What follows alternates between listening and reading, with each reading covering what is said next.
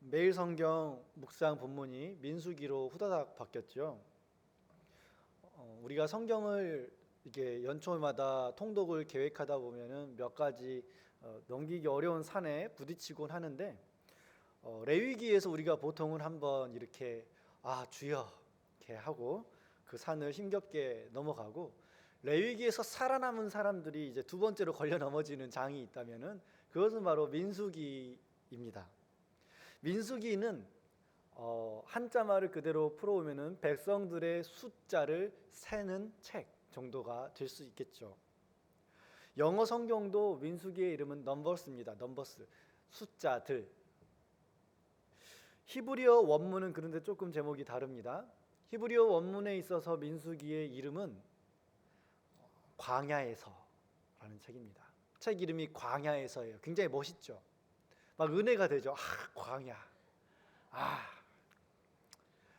민수기는요, 광야로 들어갈 때, 즉 하나님의 택한 백성으로서 온전한 나라를 이뤄가기 위해서 들어선 그 여정, 그 여정의 시작과 끝에 백성들의 숫자를 셈으로써 하나님의 나라로 이스라엘 백성들이 세워지는 과정 속에 어떤 일들이 있었는가, 시작할 때는 이만큼이었는데 끝날 때는 요만큼이었다, 즉 하나님의 생명과도 같은 이 백성들의 숫자가 어떻게 바뀌었는가, 이걸 통해서 그 광야의 시간이 어떻게 흘러가고 있는지를 보여주는 책이라고 볼 수가 있습니다.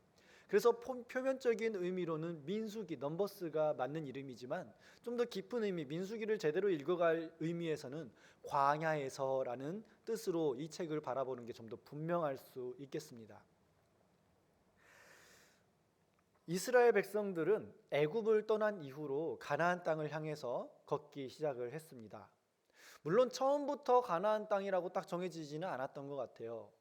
모세가 파라오죠. 바로 왕이 아니라 바로가 왕이라는 뜻입니다. 왕이라는 뜻이 되는데요. 파라오 앞에 가가지고 이스라엘 백성들을 가게 해주십시오 그러는데, 저 멀리 가나안 땅에 가게 해주십시오라고 말하지 않죠. 뭐라고 그러죠? 하나님의 산에서 예배할 수 있게 해주십시오라고 하고 이스라엘 백성들을 끌고 나갑니다.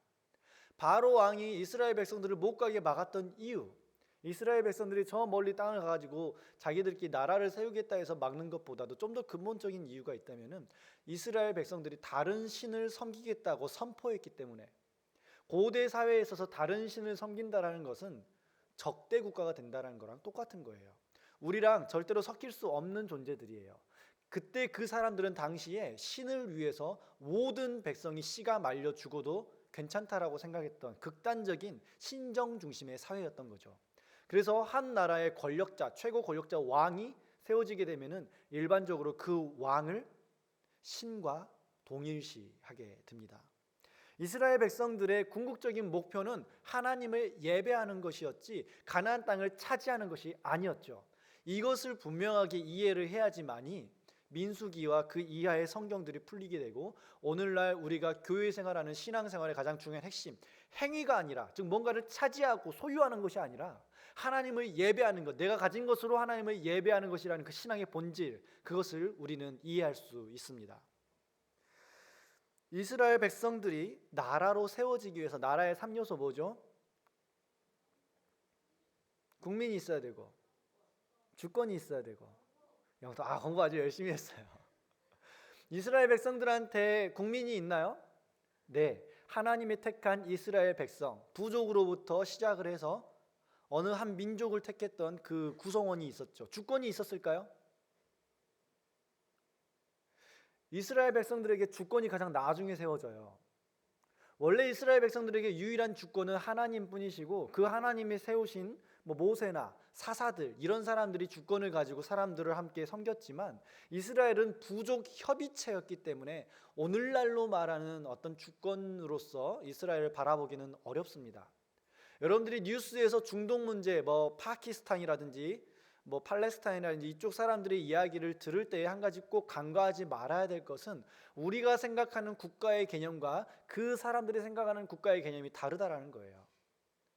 이 개념이 없이 그저 뉴스에서 전해주고 떠드는 말만 듣고 그 사람들을 판단을 하게 되면은 그 사람들은 굉장히 억울할 수밖에 없죠.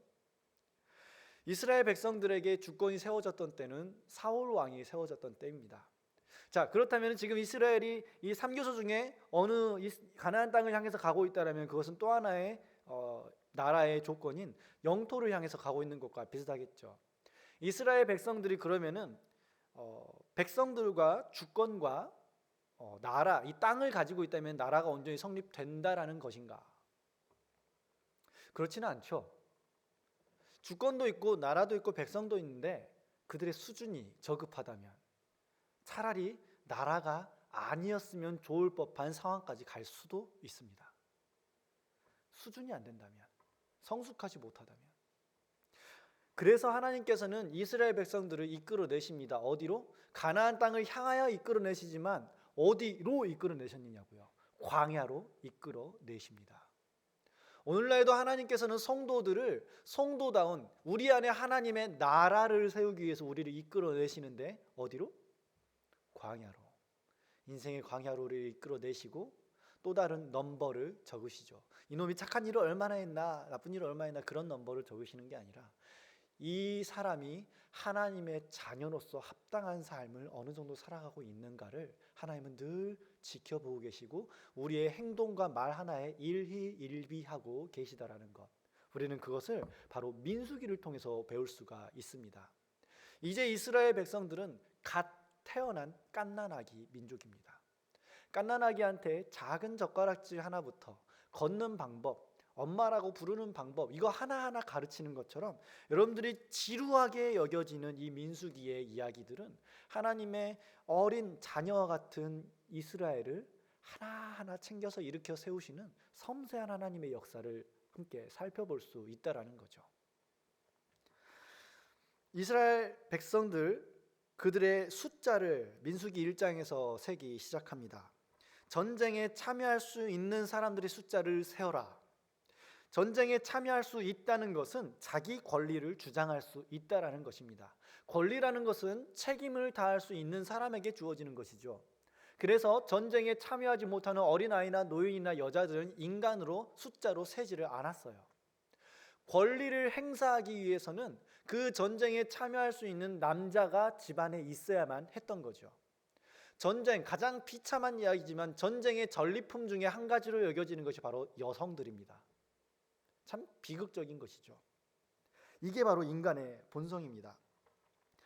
전쟁에 참여하지 못하는 사람은 사람의 숫자로 치지 않았는데요, 이 사람들을 센다라는 것은, 그러면 성경이 하나님께서 이 이스라엘 백성들의 여자와 어린아이들을 인간으로 안 쳤나, 그 말이 아니라 이때 당시의 문화 속에서 하나님께서 그들의 언어를 통해 말씀하신다라는 걸로 우리는 이해하는 게 합당할 것입니다.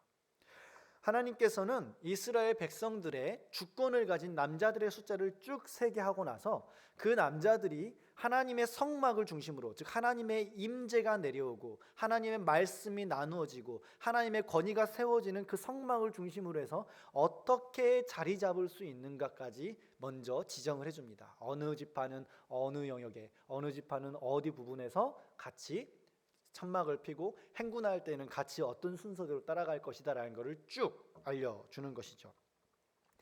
그리고 나서 2장 넘어가면서 레위인의 숫자는 세지 마라고 얘기하죠. 이스라엘 지파는 총 몇 개의 지파? 13개 아니에요? 12지파입니다. 여러분 좀 이러지 마세요. 이러지 마세요. 12지파예요. 근데 그 12지파 중에 한 지파인 레위 지파의 숫자를 세지 말라고 그럽니다. 왜죠? 이 레위인은 3장에서 나와 있는 것처럼 제사장의 직무를 보조하고 섬기는 일로 부름을 받았기 때문입니다. 오직 하나님 앞에서 하나님과의 교제를 위해 집중하도록 선택된 사람들. 그래서 레위인들의 숫자는 따로 계수할 뿐만 아니라, 전쟁을 위해서 계수하는 게 아니라, 하나님의 일반적인 통치를 위해서 사람들의 숫자를 세는 게 아니라, 하나님의 성막과 하나님의 임재와 하나님의 섬김과 그 백성을 향한 일깨움을 위해서 하나님께서 레위인을 따로 세우시고 그 성막 주변에 가장 성막 가까운 곳에다가 레위인들을 배치시키고 그들로 하여금 이동할 때 뭘 챙길지, 성막의 어느 부분을 챙길지 다 분배를 해줍니다. 굉장히 복잡한 것 같죠? 그런데 우리가 한 가지 분명하게 알아야 될 것은, 우리 읽기에는 좀 복잡한 것 같지만 이스라엘 백성들의 입장에서는 하나님이 우리 민족을 하나하나 세워가시는 기초 작업을 해나가는 장면을 보게 됩니다. 여러분들, 우리 한누리교회의 건축 현장을 몇 번 방문해 보신 적이 있을 것입니다. 저 역시도 건축의 현장을 몇 번 이렇게 본 적이 있는데요, 굉장히 지루해요. 이 멀쩡한 기둥 하나를 세우기 위해서 얼마나 지리한 작업들이 이루어지는지 모릅니다. 별거 아닌 것 같지만 저 속에 들어가 있는 철근의 두께와 간격이 다 달라요. 하나하나 챙겨가지고 그렇게 세워지고 나서 저렇게 멀쩡한 기둥이 생겨지는 거죠. 지금 하나님께서는 이스라엘에 그 작업을 하고 있는 거예요. 아주 작은 한 부분부터 하나하나 우리의 삶 가운데에 개입해 들어오셔서 하나님의 질서를 세우기를 원하시는 장면을 우리는 보게 됩니다. 하나님이 하나하나 알려주십니다. 한 민족이 하나님의 민족으로 세워지는 훈련이 시작되는 것이죠. 광야에서의 첫 걸음. 특별히 오늘 말씀은 이 큰 흐름 가운데에서 읽어봐야 할 것입니다. 오늘은 나시린에 대한 하나님의 규례를 통해서, 그렇다면 오늘날의 나시린의 의미는 무엇인가? 그리고 이 나시린의 삶은 우리는 어떻게 살아갈 수 있을 것인가? 함께 실제적으로 살펴볼 수 있었으면 좋겠습니다. 나시린은 무엇일까요? 여러분 혹시 아십니까? 한우리 교회의 비전에 나시린이 떡하니 들어가 있다는 것을. 많이 잠오시는 시간이죠. 늘 전하는 입장에서 참 안타깝지만 저 역시도 그 자리에서 졸아본 경험이 있는 사람으로서 동감이 또 되기도 하고, 그렇다고 가만 내버려 둘 수는 없는 딜레마가 제 안에 있습니다. 옆에 사람들을 격려해 주시고 깨워 주시고 이렇게 해주셨으면 좋겠습니다. 주보 안쪽에 보면은요, 주일 예배 순서 맨 아래로 한우리 교회의 비전은 점점점, 점 좋아하시죠? 점점점. 그래서 1번 7,000명에 구별된 나시린 공동체 이루기. 2번 12개 나시린이 나와 있어요. 또 하나, 여기 보면은 뭐 펼칠 것까지도 없어요. 여기 주황색 맨 밑에 쪽에 보면 잘 보이는 곳에 한우리 교회의 사명은 좋은 교회를 넘어 영광스러운 교회를 실현하는 것입니다. 그래서 뭐라고 되어 있죠? 따옴표로 되어 있는데 같이 한번 읽겠습니다. 시작. 예수를 체험하고, 다시. 주보가 없나요? 그래, 제가 읽을게요. 예수를 체험하고 나시린이 일어나고 세상을 변혁하는 영광스러운 공동체. 우리 교회에서 나시린 하고 있지만 정작 우리들은 정말 나시린이 뭔지 모르는 것 같아요. 그렇죠? 처음 알았죠? 여기 이런 게 있다는 것을.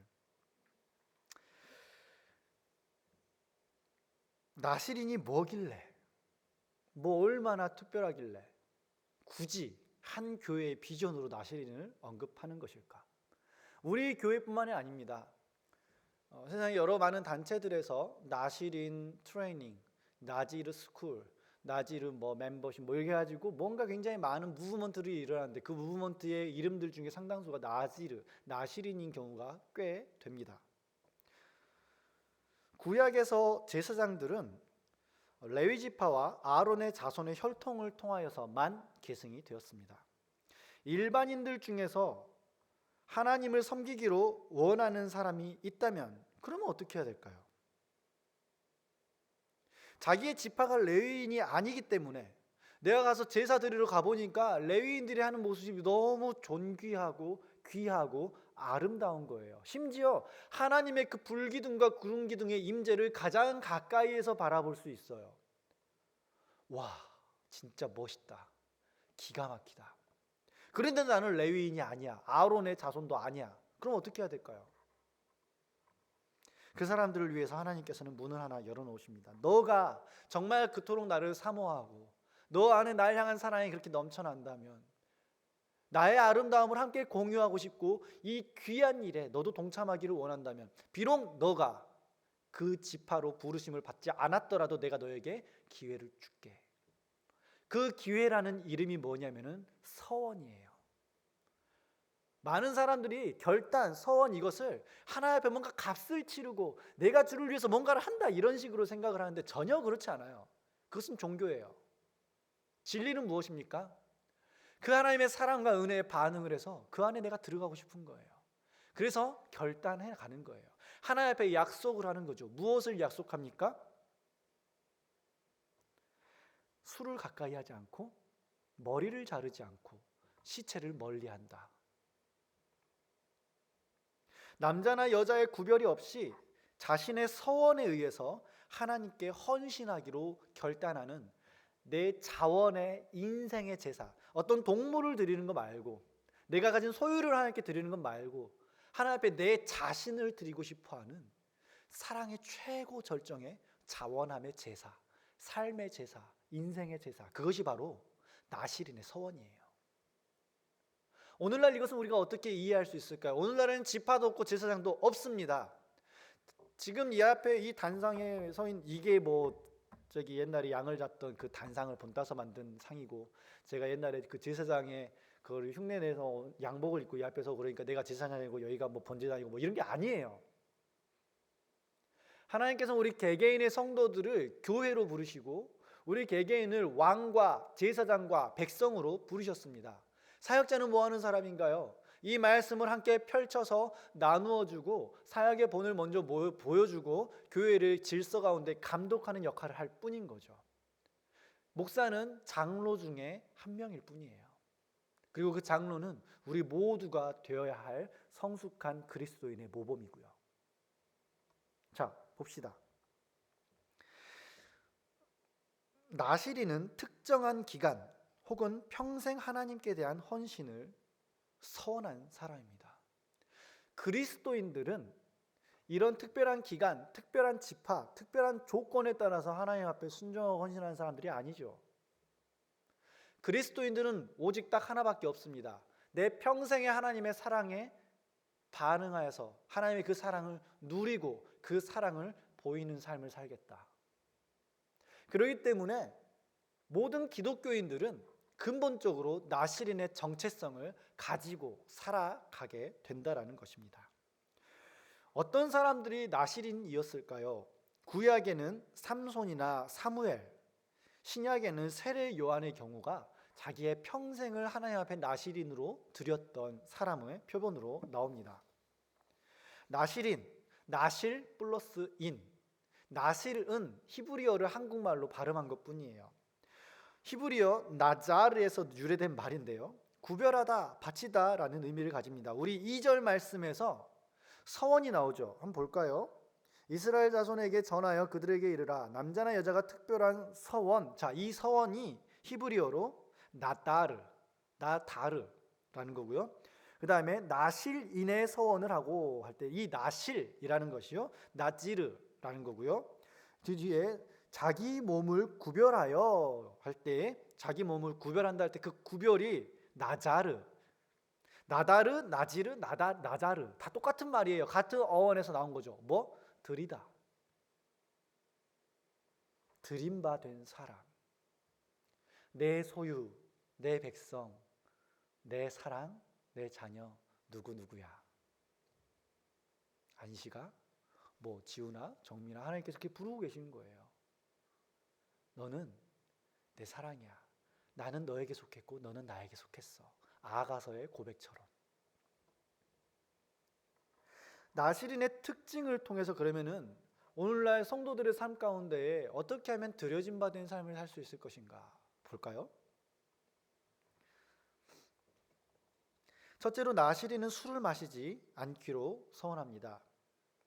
여기 보면은요, 3절 포도주와 독주를 멀리하여.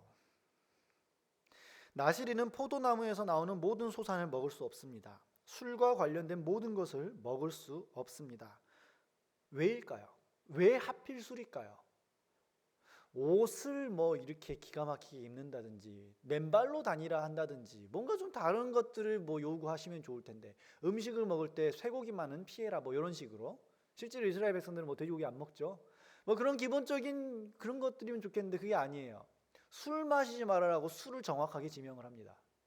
오늘날 우리 젊은이들에게, 특별히 MT를 가고 직장을 새로 들어가는 많은 사람들한테 술은 핫 이슈죠. 그렇죠? 이 술 마시는 문제 때문에 신앙을 측정을 하기도 하고 여러 가지 고민들을 하게 됩니다. 술의 태생과 술의 역할과 술의 문화적인 상징과 술의 유익과 해로움을 안다면 이 말이 무엇을 의미하는지 한번 더 이해할 수 있을 텐데요.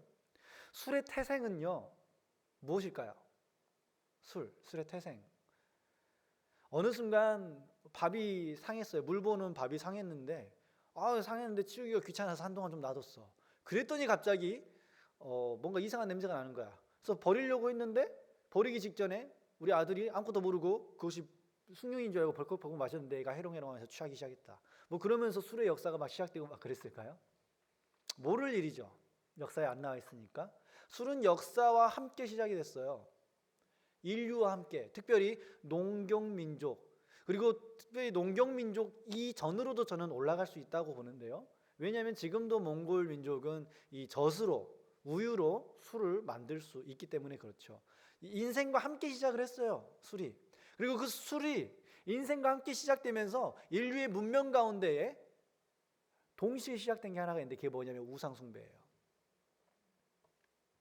술의 태생은 제의 의식에 나옵니다. 여러분, 제사에서 술 빠지는 거 보셨습니까? 드라마 같은 데에서 어머니 제가 드디어 결혼을 하게 됐어요 그러면서 어머니 한 잔 받으세요 그러면서 다른 건 다 안 차려도 뭐 가지고 가요? 소주 한 병 가지고 닦아가지고 술 뿌리죠. 모든 제사의식에서 절대 빠질 수 없는 것이 술이에요. 인류의 역사와 함께 시작된 것이 있다면 그것은 제사의식이고 동시에 술의 문화입니다. 술의 태생은 제의식에서 시작이 되고요. 자, 그럼 술의 역할은 뭘까요? 술의 역할 아시잖아요. 취하게 하는 게 술의 역할이에요. 다 필요 없어요. 술의 본질은 취하게 만드는 거예요. 뭐 술에 뭐 알코올이 어쩌고저쩌고 그런 얘기를 할 필요가 없습니다. 취하게 하는 것에 대한 본질을 알게 되면은 술과 같은 우리 인생의 많은 요소들을 걸러낼 수가 있어요. 무엇에 취해 사는지. 그렇죠? 취한다라는 것은 무엇이랑 연결되어 있냐면 중독이랑 연결되어 있습니다. 즉 내 자신을 의탁하는 대상이 있는데 그 대상이 나한테 독을 주는 거예요. 술의 역할은 취하게 하는 거죠. 이 취하게 함으로써 우리는 유익도 얻고 실패도, 해로움도 맛보게 됩니다. 그 역할은 술의 문화적 맥락에서 이해가 될 수 있는데요. 시대와 지역과 상황에 따라서 술은 다른 이해가 됩니다. 어떤 자리에서 마시는 술이냐에 따라서 의미가 전혀 다르죠. 특별히 오늘날 많은 사람들이 술 문제를 가지고 고민을 하면서 이런 질문을 던지죠. 굳이 술을 마시지 말라는 이유가 무엇인가? 여러분, 술이 우리나라 민족 가운데 끼쳤던 해악이 무엇인 줄 아십니까? 굉장히 많아요. 뭐 최고 통수권자가 판단력이 흐려져서 나라를 말아먹는 일들도 흔했고, 이 권위가 타락한 것 중에 대표적으로 예를 들은 것이 뭐냐면은 술과 여자죠. 그렇죠? 물론 술이 많은 역할을 했습니다. 가난하고 힘없고 서글픈 서민들에게 작은 위로를 건넸고 힘들고 고된 노동 속에 작은 위안을 주기도 했죠. 그리고 풀기 어려운 관계들을 매끄럽게 풀어나갈 수 있는 많은 기회도 제공한 게 사실입니다. 그렇지만 특별히 근대 한국 사회에 있어서 일본인들이 한국을 점령하고 나서 한국을 정신부터 썩게 만들려고 추진했던 것 중에 하나가 뭐였냐면은 평양에 사창가를 크게 지어놓고 돈을 투자해서 그리고 사람들한테 대마와 술을 공급하는 것이었죠. 당시 한국 교회는 이들의 일제의 침략 전략에 대항해서 성도들을 지켜내고 민족 혼을 되살리기 위해서 교회에서 술과 담배를 특별히 금지령을 내린 것입니다. 영국에서는 실제로 뭐 파이프 담배 이렇게 막 뻑뻑뻑 불면서 설교 준비하는 사람도 많이 있고 그래요. 그러나 이런 우리의 문화적인 역사적인 맥락들 가운데에서 분명하게 알고 있는 것들, 특별히 하나님을 정말 진지하게 추구하고자 하는 많은 사람들의 경우에는 술을 마시지 않는다라는 거예요. 그렇지만 중요한 것은 우리의 신앙의 진위 여부가 술을 마시느냐 안 마시느냐 여부 가지고 이렇게 결론되어지는 아주 초급적인 단계의 그런 판단으로 우리 스스로를 판단하지 않았으면 좋겠어요. 나실인이 술을 마시지 않기로 서원했다라는 것은 술이 추구하는 것, 내 내면의 쾌락, 욕구를 복돋아주는 것. 때로는 그 내면의 쾌락과 욕구가 굳이 범죄로 이어지지 않은 건강한 쾌락과 욕구가 있을 수가 있어요. 뭐 하나 되게 한다든지, 공동체를 결속하게 한다든지, 고통을 잊게 한다든지. 그렇지만 그것이 늘 그것을 지나쳐서 어느 연약한 사람들이 자기의 욕구를 술을 통해서 합리화시키는 것. 뭐죠? 술 마시고 그랬어요. 저는 몰랐어요. 그러면 더 벌을 받아야죠. 그렇게 모를 줄 알았으면서 왜 술을 마셨느냐고. 근데 오늘날 우리 사회는 어떻습니까? 술 마시면 감형을 해주잖아요. 술의 문제는요, 내 내면의 욕구의 문제를 어떻게 다스리느냐의 문제예요. 술의 문제는 그 문화 속에서 술이 무엇을 의미하는가에 따라서 그리스도인들이 그 문화 가운데 어떻게 섞여서 살아가는가를 결판짓는 가늠선이 되기도 합니다. 술 문제가 안 되고 언제나 건강할 수 있다면 정말 모든 사람들이 술을 가정에서 건강하게 배우고 사회적으로 절제할 수 있는 환경이 열려지고 그 술을 먹음으로써 절제하지 못하는 사람들한테 분명한 형벌이 가해진다면 조금 더 술에 대해서 교회가 열어질 수 있을 거예요. 그런데 사회가 그렇지 않아요. 사회는 점점 악해집니다. 점점 술을 의지하게 되고 점점 술의 파워를 믿게 됩니다. 교회는 거기에 대해서 어떻게 움직여야 할까요? 나실인이 술을 먹지 않는다는 걸 저는 이렇게 얘기를 하고 싶어요. 하나님 앞에 내가 무엇을 절제하고 구별해서 설 것인가에 대한 문제로 갈 수 있습니다. 나실인이 술을 먹지 않는다라는 것은 단지 행위의 문제가 아니라 내 삶에 하나님을 위해서 무엇을 구별하여 절제할 것인가에 대한 문제예요. 제가 한 가지 이야기를 전에 여러분들한테 한 적이 있습니다. 제가 예전에 다녔던 대학의 친구들, 안 믿는 친구들이에요. 그래서 경사 다 뭐 결혼 시집장가 가는 일도 모여가지고 1년에 뭐 한 번 혹은 이렇게 두번 모이는데 술을 함께 마시죠. 그럼 제가 그 술을 마실까요? 안 마실까요?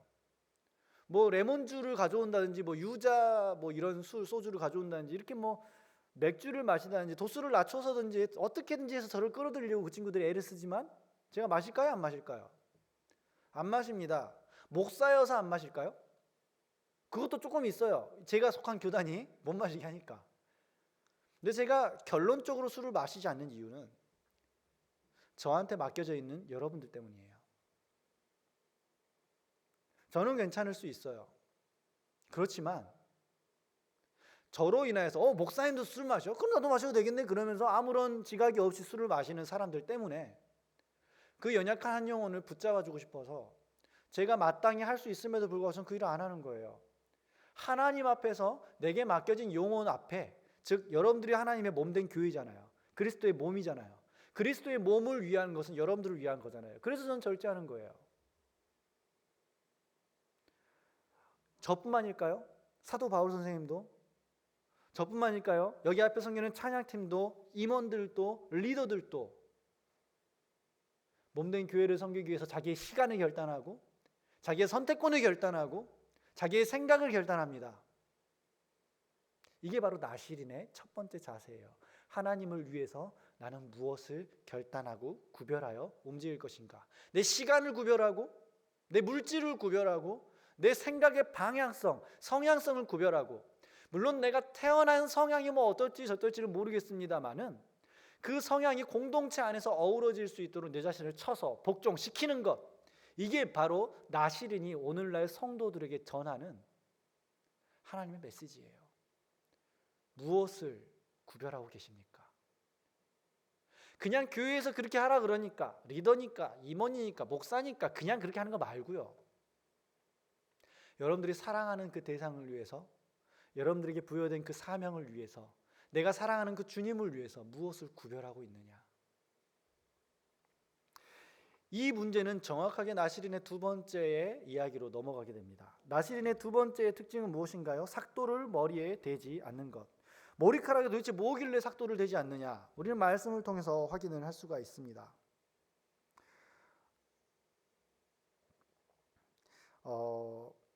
머리털을 길게 자라나게 한다. 삭도를 되지 않는다. 이 말은 뭐냐면요. 9절 말씀, 누가 갑자기 그의 곁에 죽어서 스스로 구별한 자의 머리를 더럽히면, 여기서 말하는 머리, 특별히 머리털, 이스라엘 백성들이 기르는 수염, 에스겔서에 보면은 에스겔이 어떻게 하죠? 하나님이 이스라엘에 대한 진노의 표징으로 선지자를 통해서 징조를 보이게 만드는데, 그 징조가 뭐죠? 수염을 밀어서 공중에 날려버리죠. 수염이 이스라엘에게 무엇을 상징하는 줄 아십니까? 수염은 권위, 자랑, 연륜, 영광을 상징해요. 이스라엘 백성들은 하나님 앞에 덥수룩한 수염이었습니다. 하나님의 기름 부음이 머리로부터 해서 아론의 수염을 타고 그의 형제들과 백성들이 흘러간다라는 시편의 고백이 있잖아요. 근데 그 수염을 밀어버리고 공중에 흩어버린다는 건 뭐죠? 하나님이 이스라엘 백성들을 끊어버리고 열방 가운데 흩어버리겠다라는 것을 상징적으로 보여주는 거죠. 머리카락도 마찬가지입니다. 하나님께 속한 사람, 마치 우리나라의 옛날 여성들이 결혼을 하면은 비녀를 꽂잖아요. 그렇죠? 결혼을 하기 전에 어떻게 하죠? 댕기머리를 하죠. 결혼을 하면은 머리를 올려요. 비녀를 꽂죠. 그럼으로써 우리는 어떻게 알고 있죠? 저 여인이 지금 어떤 한 남자에게 속했다. 결혼의 관계 가운데 저 여자가 들어가 있다는 거 우리는 다 확인할 수 있는 거예요. 또 다른 생각을 해볼까요? 교회에 왔는데 다 편하게 옷을 입고 있어요. 그런데 그 중에 정장을 입은 한두 사람이 부지런히 돌아다녀요. 그 두 사람은 누구일까요? 중직자이거나 사역자겠죠. 복장, 내 삶에서의 어떤 하나의 표식. 머리카락은 뭐냐면 그 사람의 정체성을 의미합니다. 그 사람이 어디에 속했는가를 의미해요. 그 사람이 뭘 소유했는가를 의미하는 게 아니라 그 사람이 무엇에 속해 있는가를 의미합니다. 오늘날 많은 사람들이 복장이라든지 의식이나 행위들을 가볍게 여기는 성향들이 있어요. 여러분, 그것을 상징적으로 나타내는 게 똥 싼 바지 여러분 아세요? 힙합의 상징해가지고 찢어진 바지, 히피의 상징. 여러분, 되게 재미있는 것은 기존의 질서를 파괴하고 기존의 질서를 거절한다, 나는 어디에도 속박되고 싶지 않다라고 얘기하면서 랩을 하고 팝을 하고 뭔가 락을 하는 그 많은 사람들의 복장이 다 비슷해요. 희한하지 않으세요? 기존의 질서를 거절하고 이런 틀을 싫어한다 그러면서 자기들의 틀을 또 만들어 놨잖아요. 무엇을 의미합니까? 인간은 모두가 자기가 생각하고 추구하는 것을 보여주는 존재들이에요. 돈을 좋아하는 사람들은 돈으로 발라요. 겉으로 보여지는 걸 좋아하는 사람들은 겉으로 열심히 발라요. 저마다 추구하는 게 있다고요. 그리고 그것을 절대 인간은 감출 수 없어요. 그 속에 있는 것이 그냥 나와요. 머리가 긴다는 것, 정체성입니다. 나는 하나님께 드려진 사람입니다. 나에게 술 가까이 하지 말게 도와주세요. 나는 하나님께 속한 사람입니다. 내가 혹여라도 뒤에 나오는 시체들을 가까이 하지 않게 되더라도 나를 이상한 놈으로 보지 말아 주십시오. 그리스도는 우리를 자유롭게 했습니다. 무엇으로도 속박받지 않게 만들었죠. 그렇지만 여러분, 성장하는 교회, 성장하는 신앙의 생활 가운데 절제가 빠진 것을 본 적이 있습니까? 없습니다. 성령의 열매 중에 당당하게 그 이름을 올리고 있는 것, 그것이 바로 절제입니다. 여러분, 우리는 무엇으로 우리의 삶 가운데 내가 예수를 믿는다라는 것을 드러내고 있습니까? 저는 아직도 세월호를 잊을 수 없습니다. 그리고 앞으로도 잊을 수 없을 것 같습니다. 세월호를 기억하고자 하는 많은 사람들이 하고 다니는 게 무엇인 줄 아십니까? 노란 리본이죠. 오늘날 우리 담임 목사님께서 우산을 선물해 주셨습니다. 그 우산은 세월호 우산, 노란 우산이었습니다. 물이 새는 바람에 제가 잘 안 쓰는데, 사람은 저마다 자기가 가치 있게 여기고 잊고 싶지 않고 기념하고자 하는 그것을 몸에 새깁니다. 그것이 오늘날 유행하는 타투, 문신이죠. 문신을 우리의 정서상에서 이렇게 쉽게 여기지 않으셨으면 좋겠는데, 아무튼 그렇습니다. 사람마다 무엇인가 다 있죠. 그렇다면 우리는 뭐가 있냐고요? 행동으로서 절제하는 것이 하나가 있다면, 내 삶 가운데 절제하고자 하는, 드러내고자 하는 그리스도를, 내가 주님께 속했다는 걸 드러내고자 하는 게 뭐냐고요. 어떤 사람은 차에 십자가 목걸이를 걸어놓기도 하죠. 어떤 사람은 자기의 입술을 결단하기도 하고 뭔가 하기도 하는데, 형식은 중요하지 않은 게 아니라 중요하지만 얽매이지 않는 게 중요하다는 거예요. 형식이 본질을 앞서지 않는다는 게 중요한 거지 형식 자체가 안 중요하다는 건 아니에요. 마음속에 친절함이 있는 사람은 친절한 언행을 하죠. 그러나 친절한 언행을 하는 사람이라 그래서 마음속에 친절함이 모두가 있는 건 아닙니다. 마지막으로 나시린은 시체를 가까이 하지 않습니다. 무슨 말입니까? 죽음을 가까이 하지 않는다라는 말이에요. 좀 아주 독하게 나와요. 옆에서 자기 형제나 지체나 부모가 죽어도 그 시체 곁에 머물지 말라 그래요. 좀 극단적이죠. 이것을 우리는 예수님의 가르침을 통해서도 한 가지 확인을 할 수가 있습니다. 너가 나를 따라오려거든 어떻게 해라? 너의 전토와 친척과 아비와 네 하는 거 다 버려두고 심지어 자기 생명까지 미워하지 아니하면 나를 따를 수 없다라고 얘기를 해요. 똑같은 말을 불신앙으로 받아들이는 경우가 있고 신앙으로 받아들이는 경우가 있는데 왜 있잖아요. 똑같은 말을 부정적으로 받아들이는 사람, 뭐 물이 반이 있는데 물이 이거밖에 없어 이런 사람이 있고 아니 반이라도 있네 이런 사람이 있고 그것처럼 우리가 평소에 삶을 살아가면서 어떤 사건이 있을 때 그걸 늘 긍정적으로 받아들이고 부정적으로 받아들이는 사람들이 있는데 그것은 마음속에 힘과 믿음이 있느냐 없느냐의 문제거든요. 시체를 가까이 하지 말라라는 말은 죽음을 멀리하라라는 말이 기도하지만 아니라가 아니라 기도하지만 그것이 본질이 아니라는 거예요. 그것은 형태일 뿐이에요. 모양일 뿐이에요. 그 모양이 나오기 위한 근본적인 진리의 의미가 뭔지 아세요? 생명을 추구하라. 죽음을 가까이 하지 말라라는 것은 다른 말로 얘기하면 항상 생명을 추구하며 살아라. 너의 삶에 어떠한 죽음이라도 묻지도 말고 스치지도 말고 가까이 오게도 하지 말아라. 이런 제가 이야기했죠. 죽음이 뭐라 그랬죠? 죽음? 꽥?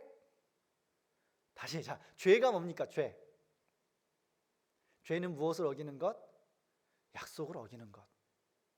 약속을 어김으로써 불신이 틈타죠. 그렇죠? 불신으로 인해서 서로 간의 신뢰가 무너지는 것, 서로가 단절되는 것, 그것을 뭐라 그랬죠? 죽음이라 그랬죠. 죽음은 단절되는 거예요. 우리가 꽥하고 죽는 것도 우리의 육신과 영혼이 단절되는 거예요. 한 친구와 내가 다퉈가지고 관계가 단절됐잖아요. 그러면은 다른 좀 문학적인 표현으로 하자면 그 친구와 나 사이에 죽음이 찾아왔다.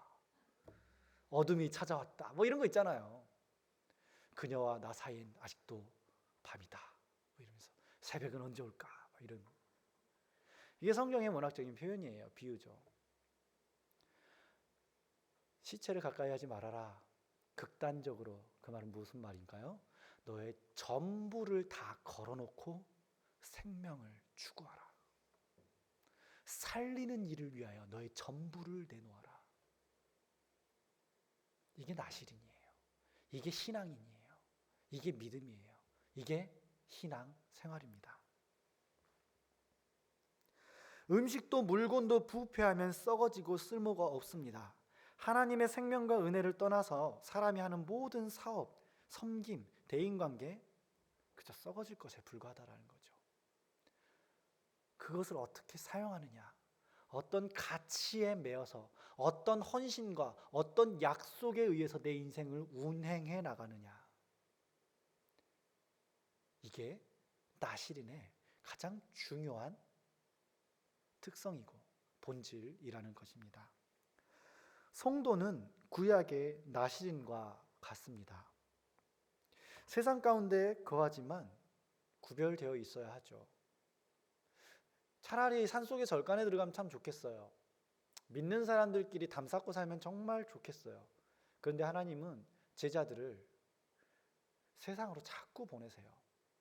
하나님은 하나님의 백성들을 광야로 자꾸 보내세요. 하나님은 우리들을 자꾸 또 다른 갈등과 어려움 가운데로 밀어 넣으십니다. 한 청년이 취업도 하고 이런저런 어려운 상황 가운데 처해 있을 때 제가 종종 이런 말을 해요. 잘하고 있다. 하나님이 형제한테 좋은 거 허락하신 것 같다. 그럼 그 형제는 갸우뚱하죠. 그렇지만 우리는 알아야 됩니다. 하나님이 우리를 택하셨고 우리를 붙드셨고 우리를 장성한 사람으로 세우기 위해서 우리를 광야로 이끌어 가신다라는 거예요. 많은 사람들이 광야를 맞이하면은 하나님이 안 느껴지면은 혹은 인생의 허무가 찾아오고 마음속에 고통이 찾아올 때면은 왜 하나님이 나한테 이러시나? 왜 도대체 내가 뭐가 문제인가 꾸준히 고민하게 되지만 하나님이 원하시는 대부분의 경우에는 너가 나의 자녀로서 합당한 삶을 살기를 원한다. 이것이 하나님께서 우리에게 주시는 메시지인 것입니다. 한 가지 생각해 봅시다.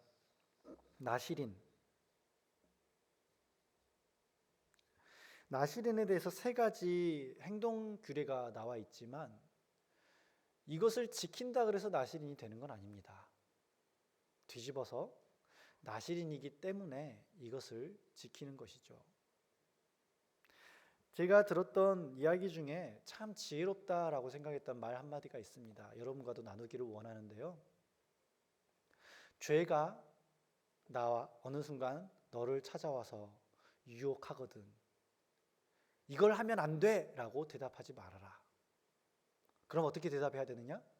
나 그런 사람 아니야. 라고 대답해라. 다시 한번. 이거 하면 안 돼. 저거 하면 안 돼. 이거 해야 돼. 당연히 이렇게 해야지. 이게 아니라 내가 어떤 사람인지를 기억하는 것이 더 중요하다. 더 근본적이고 더 분명한 것이다. 하나님의 자녀로서 합당한 삶을 살아가는 것. 하나님께서는 나시린을 통해서 성도로서의 삶이 무엇이 합당한가? 첫째, 무엇을 너의 쾌락과 너의 자아와 너의 욕구를 하나님을 사랑하는 것에 대항해서 무엇을 결단하고 죽이고 있느냐? 무엇을 구별하여 절제하고 있느냐라고 물으시고요. 왜? 사랑 때문에. 왜? 내 신분 때문에. 내가 하나님의 자녀라는 신분 때문에. 두 번째로는 너가 하나님께 속했다라는 것을 무엇으로 드러내고 있느냐. 일주일에 한 번 교회 가는 것도 굉장히 중요한 일이죠. 뭐 십자가 목걸이 뭐 하시려면 하십시오. 그렇지만 중요하지 않다는 게 아니에요. 이 겉으로 드러나는 행위가 꼭 그래야만 한다는 거 아니에요. 그렇지만 마음에서 우러나는 게 있다면은 표현하시기를 부탁드립니다. 부끄러워하지 않으셨으면 좋겠어요. 예수 믿는다는 것. 세 번째로는 생명을 추구하고 갈망했으면 좋겠어요. 우리가 인생을 살아가다 보면은 신앙의 여정 가운데 마치 게임하는 것처럼 처음에는 이렇게 약한 놈이 나오잖아요. 보스를 향해서 가는 가운데 잔챙이들이 만나잖아요. 그래가지고 이놈 죽이고 나면 그 다음 좀 더 센 놈이 나오고 이런 죽이고 나면 좀 더 센 놈이 나오고 그러잖아요. 혹은 그 맵이 바뀌잖아요. 맵 아세요? 강한 놈, 더 강한 놈 나오는 것도 중요하지만 맵이 바뀌는 것도 중요해요. 인생에 있어서 여러분들한테 친구 관계가 덤벼듭니다. 네 나랑 친구잖아. 예배 빠지고 놀러 가자. 이런 아주 기초적인 어느 순간에는 이성이 여러분들을 달려들게 되죠. 100원을 아무리 넣고 또 싸워도 자꾸 져요. 그래서 어떻게 합니까? 싸워서 이길 때까지 100원 넣어야죠. 어느 순간 돈이 여러분들을 상대하는 날이 옵니다.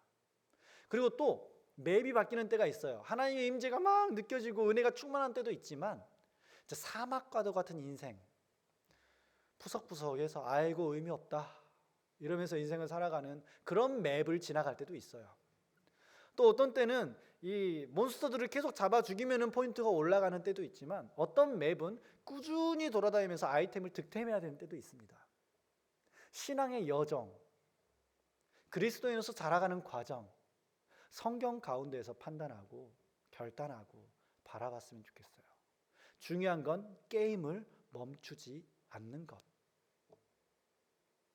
중요한 것은 하나님을 끝까지 갈망하는 것.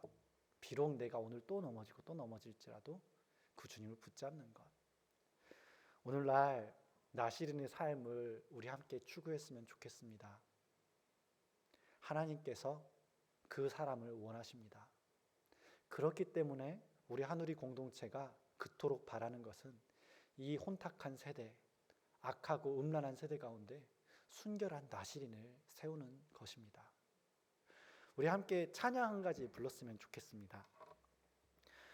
나시린의 모범을 살고 가셨던 우리 예수님, 그분 앞에 내가 어떻게 드러나야 될 것인가? 여러분들께서 아시는 분도 있을 것이고 모르시는 분들도 있을 텐데 한번 같이 묵상해 보고 함께 기도했으면 좋겠습니다. 오늘 이 자리에 모인 우리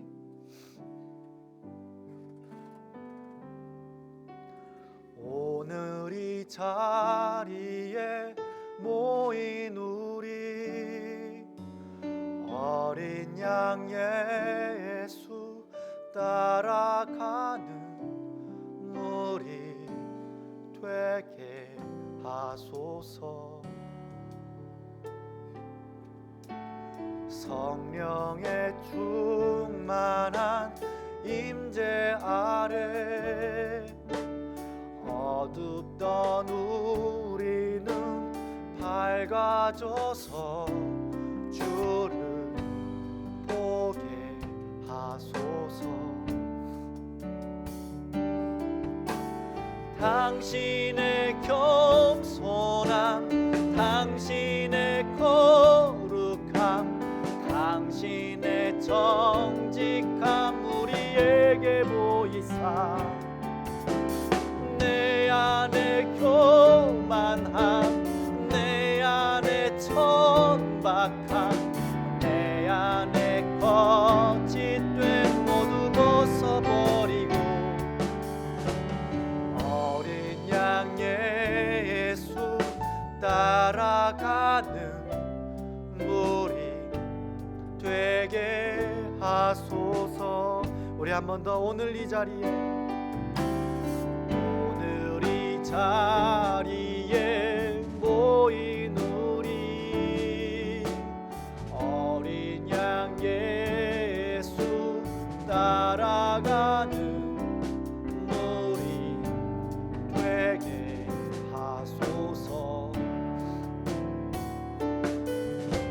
성령의 충만한 임재 아래 어둡던 우리는 밝아져서 주를 보게 하소서. 아멘. 당신의 겸손함, 당신의 거룩함, 당신의 정직함 우리에게 보이사 내 안에 교만함, 내 안에 천박함, 내 안에 거짓된 모두 벗어버리고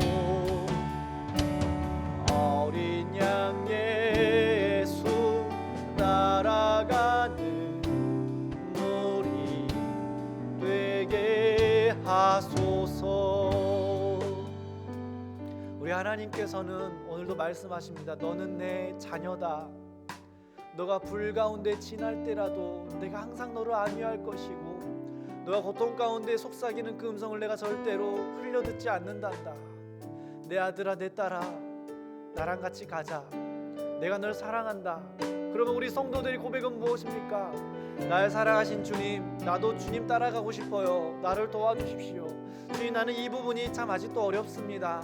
나는 아직 이 부분을 다 감당하지 못할 것 같아요. 그래도 나 주님 따라가고 싶어요. 날 도와주십시오. 그 일을 위해서 나는 이 부분을 좀 구별하고 싶어요. 주님, 그 일을 위해서 나는 이 부분을 드러내고 싶어요. 주님, 정말로 주님을 끝까지 갈망하고 싶어요. 날 도와주세요. 이걸 결단하겠습니다. 우리 하나님 앞에 기도하도록 하겠습니다. 예, 주님, 우리가 주 앞에 이 시간에 나시라의 삶을 살펴보았습니다. 이 시간에 그리스도 예수의 보혈로 인하여서 거룩하여진 모든 성도들이 나시리의 힘을 다시 한번 고백합니다. 하나님 아버지, 나시리의 삶에 합당한 삶을 따라가게 하여 주시옵소서. 술을 마시지 아니하며 우리 삶에 나를 취하게 하는 다른 요소들을 멀리하고 주님 앞에서 머리에 삭도를 내지 아니하는 것처럼 주님 앞에 내 삶의 정체성을 다시 한번 확립하고 나를 향한 아버지의 프로포즈와 사랑을 다시 한번 인정하고 받아들이는 시간 되게 하여 주시옵소서. 죽음을 멀리하는 것처럼 우리 평생에 하나님의 생명을 추구하고 살아있는 것, 깃든 것, 주님 앞에 영광스러운 것들을 추구하며 살아가게 하여 주시옵소서. 당신의 겸손함, 당신의 거룩하심, 당신의 온전함, 마땅히 드러나는 천박함, 교만함, 더러움들을 주 앞에 내놓습니다. 주님 아버지, 이런 나를 붙잡아 주십시오. 여전히 이 문제 가운데 어려워하며 고통스러워하는 우리 청년애들을 주 앞에 내어드리기를 원합니다. 주님, 우리를 붙잡아 주시고 그 산 가운데에 주님이 드러날 수 있도록 나를 붙잡아 주시옵소서. 아멘. 우리가 술을 안 마셔도 예수를 위해서 안 마시고, 우리가 옷 하나를 입어도 예수의 덕을 끼치기 위하여서 입고, 우리가 무엇 한 가지를 하여도 그리스도 예수를 향한 갈망 가운데에서 이루어지게 하여 주시옵소서. 아버지, 우리 삶에서는 때로는 정말 무료하고 의미 없는 시간이 찾아올 때도 많습니다. 하나님, 우리 삶 가운데서는 술을 절제하고 싶고 나를 취하게 만드는 세상의 요소들을 멀리하고 싶지만 너무나도 쉽게 또 무너져버리고 또 넘어지는 내 자신을 발견합니다. 당신의 얼굴빛을 비춰주시옵소서.